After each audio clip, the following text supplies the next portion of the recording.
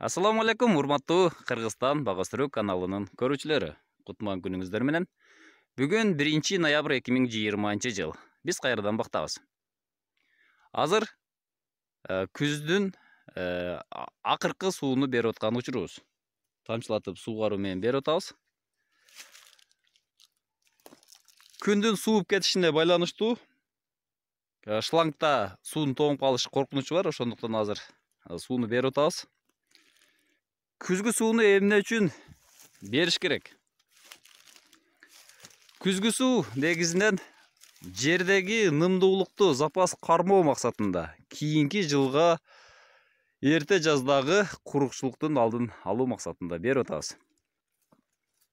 Азыр суугарууну жакшылап берип алсак, анда кийинки жылга май айына чейин бул бакты суугарбай турууга болот. Суунун запасы, нымдуулук жерде сакталат. Жана ошондой эле кышында жарылып кетүүнүн алдын алат. Дарактар кышында көпчүлүгү ысыган, сууган убакта жарылат. Андан тышкарыда акташ керек, ал боюнча да буюрса айтам. Күзгү суунун дагы бир максаты, негизинен бул кайрак жер болгон үчүн кышында бере албайбыз. Ал күзгү сууда жердин астына жашынган зыянкечтерди тоңдурат, өлтүрөт башкача айтканда. Ошолорду жок кылуу максатында дагы кышкы, күзгү суулар берилет. Азыр жакшылап суугарып кое турган болсок, анда кийинки жылга проблема болбойт. Себеби эрте жазда мотор бузулуп калышы мүмкүн дегендей, же болбосо свет жок болуп калышы мүмкүн, же арыкта суу жок болушу мүмкүн, канал токтоп калышы мүмкүн. Эми ар кандай себептер болуп калышы мүмкүн. Ошондой эле күзгү суунун дагы бир жакшы жери, жерге салынган күзгү берилген азык заттарды жакшыраак тамырга жеткирет. Күз күрөш бүтүп, азыр жыйын терим бүттү.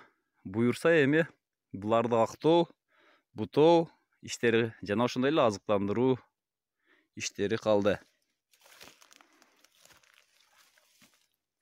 Мына достор, күн сууп, шлангтар тоңгонго чейин суугарып калышыбыз керек.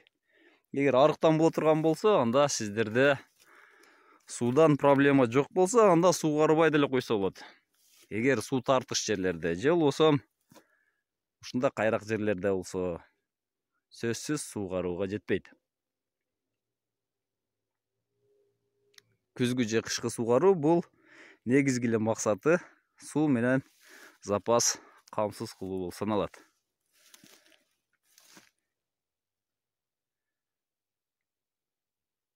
Сиздер менен мен Гламфбек болот болдум.